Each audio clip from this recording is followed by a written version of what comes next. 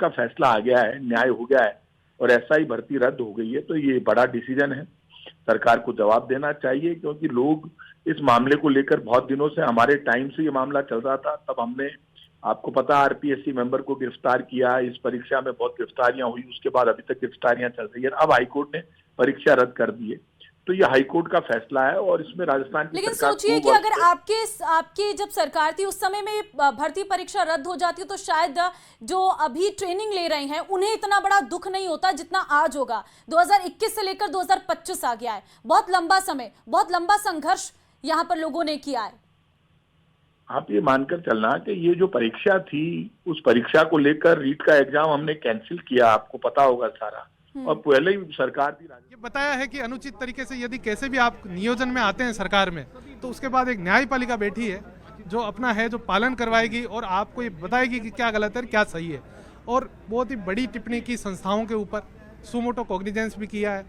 और मेरी संवेदनाएं उन लोगों के लिए भी है जो ईमानदारी से आए हैं, लेकिन सेग्रीगेशन करना बहुत मुश्किल है।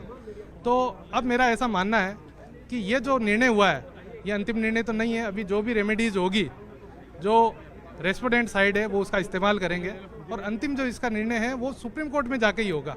लेकिन ये जो निर्णय है, इस निर्णय को सुप्रीम कोर्ट भी एक बार देखेगा तो ये देखेगा जिस प्रकार से परीक्षण हुआ ऑनरेबल कोर्ट द्वारा, मैं कहूँगा कि शायद ऐतिहासिक है। और जिस प्रकार की बेंच मिली पिटिशनर्स को, ये भी बड़ा ऐतिहासिक है। जिस प्रकार से इस केस को उन्होंने हियरिंग किया है, तो मेरा ऐसा मानना है, मैं बहुत बहुत बधाई दूंगा जितने भी जो पिटिशनर्स हैं और जो बेरोजगार हैं उनको, कि आज सच में जाके और न्याय को महसूस किया लोगों। जी, क्या लगता है कि अपोजिशन जो है वो डबल बेंच में जाएगा? बिल्कुल जाएगा। अपोजिशन है वो डबल बेंच में भी जाएगा और सुप्रीम कोर्ट में भी जाके इस भर्ती का ये अंतिम जो मोहर है वो सुप्रीम कोर्ट में ही होगी इसमें।